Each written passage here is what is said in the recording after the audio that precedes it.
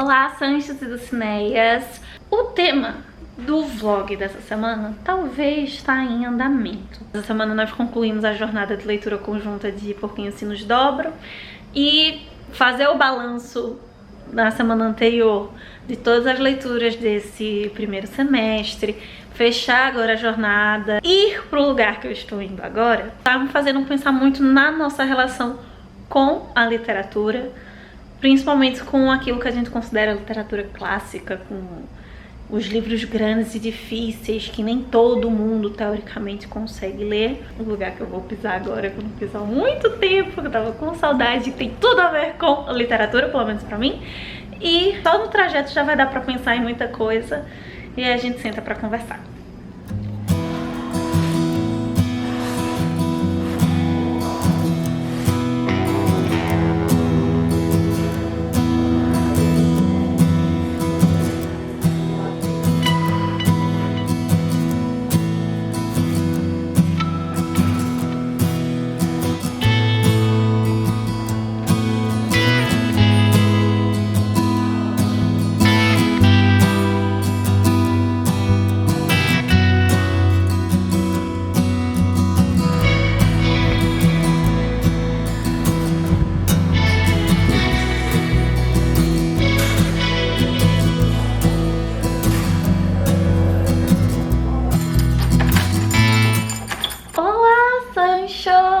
Chegando agora da Federal. Só não deu pra entrar na biblioteca, né? Nem deu tempo também de passar na biblioteca do Cefis, seria maravilhoso. Eu agora vou arrumar a minha biblioteca, tomar um banho, mas reorganizar agora uma estante de livros com verniz impermeável. Vou me organizar pra gravar. Como é que grava? Recife é uma cidade úmida, né? E as chuvas estão fazendo isso. Tá sendo muito comum você ver as pessoas reclamando de umidade, mesmo secando, não deixando nada sujo dentro do lugar, tudo, mas acaba mofando. Não há infiltração, é simplesmente a umidade e a chuva por estar próximo à janela, então tivemos que arrastar a nossa estante daqui. Um dos nossos vídeos mais assistidos aqui no canal é quando eu expliquei em 2017 e 2018 no VED como eu cuido dos meus livros de sebo, como eu passo álcool, limpo tudo, principalmente porque eu tenho muita alergia. Acho que esse vlog vai acabar sendo um desses porque a minha estante é de pinos, ela nunca tinha passado verniz nela, já era pra ter feito isso. Com essa umidade ela tava começando a criar alguns mofinhos, alguns bolorzinhos, muito superficial. Mesmo limpando com frequência, espanando, mas devido à umidade desses dias com a chuva, isso foi acontecendo. Então, se você tem esse mesmo problema, eu passei uma água sanitária com uma esponjinha nos lugares que estavam com bolor, deixei secar bem, passar mais de um dia pra tá tudo bem sequinho mesmo, e aí passar o verniz. Acho que eu passei umas 3 camadas de verniz nela inteira, deixei mais 2 dias aí secando pra então guardar. Tive então que remontar na sala, e eu continuasse deixando ali no quarto, mesmo com verniz, a umidade ia continuar ali, não ia pegar na madeira, mas iria acabar com os meus livros. Então, se você, assim como eu, mora numa região muito úmida, ainda que o lugar onde você guarda não seja orgânico, seja invernizado, plástico, algo assim do gênero, cuidado com o modo como você guarda esses livros, como você cuida desses livros. Inclusive agora na ida para o CAC é muito triste ver a biblioteca ali do CAC com livros, inclusive livros de difícil acesso. Pode-se dizer que há livros raros ali dentro e provavelmente perdidos devido às chuvas, que não é de agora, na verdade. A biblioteca do CAC já tem sofrido com algumas questões anteriores a isso. Cuidado para você não perder os seus livrinhos. Obras. Eu tenho que parar com esse negócio de ficar falando de costas.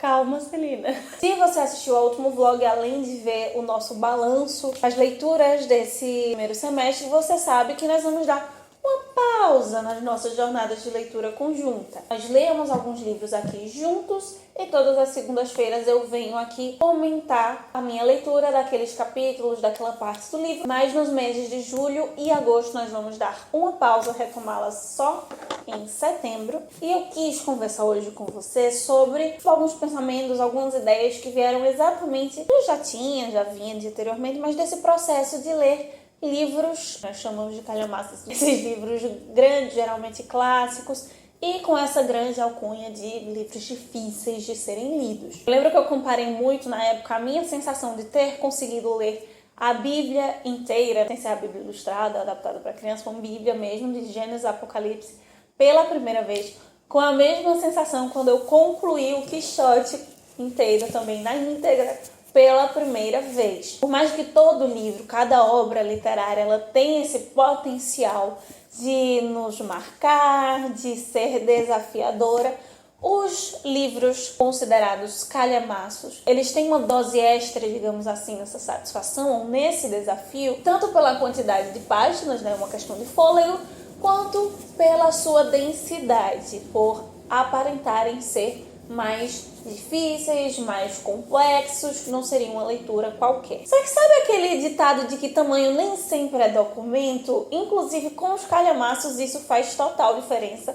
Eu vou aqui comparar bastante os livros que nós usamos nas nossas últimas JLCs e calhamaços que apareceram por aqui no canal. Nós conversamos na semana passada sobre o que seriam os livros clássicos, né? E geralmente quando nós pensamos em livros clássicos, em livros do século XIX ou metade do século XX para trás, livros que os autores já estejam mortos, geralmente se pensam no Quixote, no Grande Sertão, livros grossos, livros com muitas páginas. Mas como nós vimos na semana passada, um clássico pode ser tanto um livro com mais de 500 páginas, tanto pode ser um livro com menos de 150, 100 páginas. Não é o seu tamanho que faz ser um clássico, mas todas aquelas questões de continuidade no tempo, de importância para o cânone literário, para a escrita de outras obras. Existem clássicos com uma linguagem desafiadora, densa, como é o caso de Grande Sertão ou dos Miseráveis, muitas vezes vencidos pelo cansaço, como há livros teoricamente grandes, mas que se leem muito rápido pela facilidade da linguagem, como foi o caso do Ernest Hemingway, né, do que nós terminamos de ler essa semana. Se não fosse pelo desafio estabelecido já de datas, nós poderíamos ter lido uma semana, em menos de um mês. Mas quando nós queremos falar de um livro grande e que seja difícil, que seja desafiador, nós utilizamos essa palavra calhamaço, e não à toa. Calhamaço vem de canhamaço, que deriva de cânhamo, sim, aquela fibra que deriva da maconha. Foi simplesmente com essa fibra, com esse material, que Johannes Gutenberg publicou a primeira edição da Bíblia. Um dos livros com maior quantidade de páginas, né, dos mais conhecidos, dos mais lidos, dos mais presentes nas bibliotecas. O cânhamo tanto poderia ser essa fibra que formava as páginas, como também uma espécie de estopa grossa, uma estopa até mais grossa que a fibra, que formava a capa desses livros. Tanto a densidade da quantidade de páginas, como essa ideia de algo grosso, de algo difícil de penetrar, difícil de entender, de compreender. Por isso que sempre no início da jornada de leitura conjunta, eu apresento para vocês dicas para aquele livro específico, às vezes faço uma contextualização histórica, apresento um pouquinho mais do autor ou da importância desse livro no cânone, né? Em toda a literatura que vem posterior a ele. E hoje eu vou elencar 5 dicas. Algumas eu já dei aqui, vou reformular, vou adicionar alguns pontos, outras eu ainda não falei, que vieram de uma reflexão maior após o encerramento de mais uma jornada de leitura conjunta. Por mais que eu tenha dito que o Ernest Hemingway não precisaria de 2 semanas, Grande Sertão também não precisava ter passado por 3 meses, mas ainda assim, isso é uma forma para lembrar que para se ler um calhamaço, você não precisa se afobar, não precisa ter pressa. Inclusive até para estar lendo outros livros, se for o caso. Nossa sociedade hoje, especialmente, muitas vezes a gente aqui no Booktuber, colocando metas de leitura, colocando maratonas literárias, colocando as leituras conjuntas, nos apressamos muito, focamos muito no resultado e não no processo. E literatura é forma, é prazer estético, é experiência, processo. Principalmente quando nós gostamos muito, que a leitura é fácil, nós gostamos muito do livro, nós vamos acelerando e queremos ir rapidamente.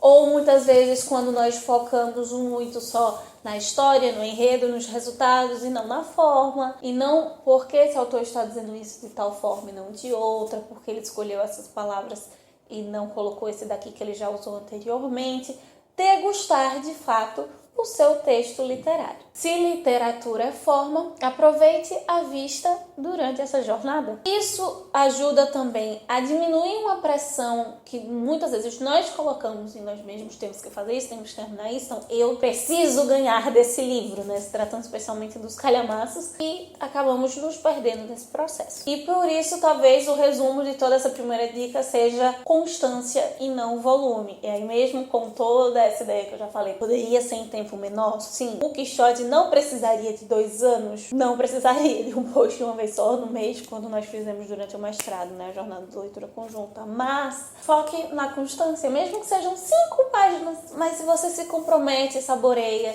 5 páginas todos os dias, você vai chegar ao final do livro. Atrelada a isso, a segunda dica, cuide da sua concentração. Se estamos ansiosos, se temos pressa para terminar aquilo, a nossa concentração estará comprometida e, consecutivamente, nós não aproveitamos o processo. Cuidado com a atenção, principalmente no que se trata de livros grandes. Às vezes existem barrigas dentro desses livros, ou no caso dos Miseráveis como exemplo. Toda vez que o Hugo vai falar da guerra de Waterloo, são capítulos e capítulos que parece que não anda, que ele só tá falando de coisa do passado, que ele tá jogando fato histórico na sua cabeça, o Jean Valjean não aparece, o Enjolras não vem, não acontece nada. Analise aquilo que frequentemente te faz se distrair durante o processo de leitura e crie estratégias para burlar, para evitar um pouco. Isso você está mais focado na sua leitura. Mesmo para quem ama ler, mesmo para quem tem o hábito de ler e ler clássicos e ler livros antigos e ler livros grandes, existem essas distrações das redes sociais e cada pessoa vai ter os seus calcanhares de Aquiles, outras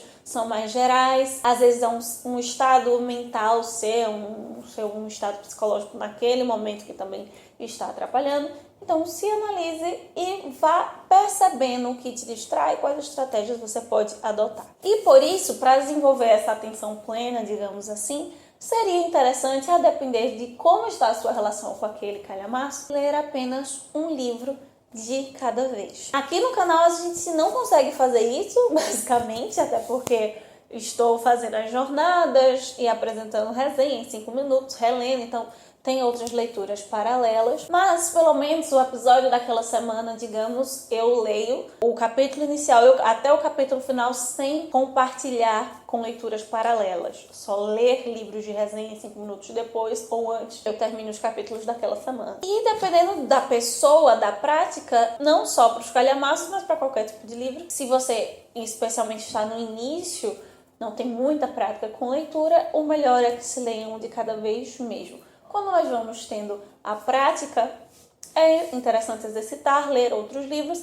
até mesmo para, no caso, como esses outros, como os calhamaços precisam de fôlego, para você reoxigenar e puxar o fôlego para a próxima leitura. Por outro lado, esse ponto de emergir e ficar só na leitura daquele livro por um tempo, também te ajuda na concentração. Se você precisa ou quer ler outros livros, talvez intercalar um livro teórico com o livro de ficção, ou poesia com prosa, gêneros ou tipos literários muito divergentes também podem te auxiliar a reoxigenar e ao mesmo tempo estabelecer uma concentração forte ali naquela obra. Ou intercalar, como geralmente é o meu caso aqui com as resenhas e os em 5 minutos, intercalar um calhamaço com livros mais curtos. Por exemplo, quando eu li a Avalovara nem é um calhamaço em si, né? Mas eu a li durante o Porquinho se nos Dobram.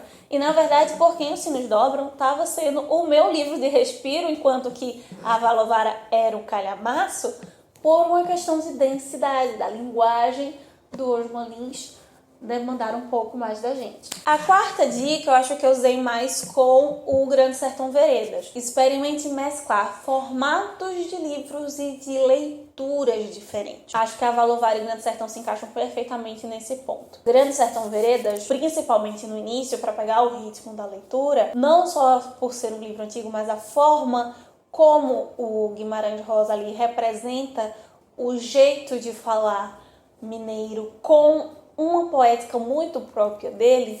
Uma coisa que me ajudou muito, até para entrar no clima do sertão dos anos 40, foi ouvir. Eu estava lendo e às vezes depois que eu lia, eu ouvia um audiobook, que é bem complicado, já que no caso do Grande Sertão não tem divisão de capítulos, mas isso é interessante porque, principalmente quando nós ouvimos a leitura de uma outra pessoa, pausas e ênfases de uma outra pessoa, você acaba pensando ou imaginando, formulando questões para a sua leitura diferente daquela que você faz silenciosa só para si. Ou até no caso do Grande Sertão, como eu falei, você mesmo lê para si em voz alta. No caso dos clássicos, dos calhamaços especialmente, outros formatos, adaptações, como é no caso do Quixote. Se você é dos que não gosta de spoiler, fica um pouco mais difícil, porém, se tem na adaptação uma divisão de capítulos que segue o livro, filmes, quadrinhos, outras linguagens daquela mesma obra, te ajuda a abrir um pouco mais a sua leitura. Além de adaptações, traduções, que é uma coisa muito importante quando se trata de livros traduzidos, não pegar qualquer tradução, qualquer adaptação. Mas já que eu estou falando de processos de leituras diversos também, o modo como se segue essa leitura, como se anota.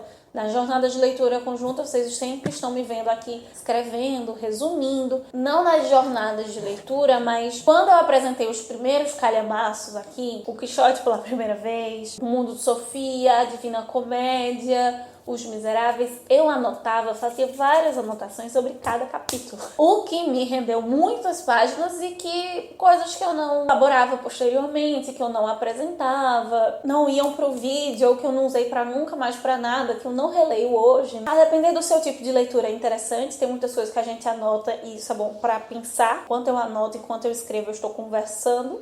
Mesmo no caderno, no livro, eu estou conversando com o leitor, estou conversando comigo mesmo durante a minha leitura, eu vou formulando as questões, e isso é um ponto positivo. Mas, por outro lado, agora especialmente com as jornadas de leitura desse ano, vocês viram bastante isso, eu não fazia o resumo por capítulo, né? Eu fiz o resumo, de fato, por partes. E aí, resumo não só condensando o conteúdo, mas colocando os meus comentários, minhas colocações, meus pensamentos. Ler tudo, fechar o livro e depois anotar tudo que eu lembro. Às vezes eu abria porque tinha uma citação ou outra que eu queria anotar na íntegra ou puxar, relacionar uma página com a outra. Formas como você lê ou formula a sua leitura para o papel, para o resumo, para o estudo, também ajudam nesse processo, especialmente de compreender um calhamaço, por você precisar muito mais do que outros livros de ter uma leitura pontual de um episódio, daquela página, relacionando com uma leitura maior da obra como um todo. E se você conversa com o autor, você conversa com o livro, né, com o seu caderno, converse com outras pessoas que já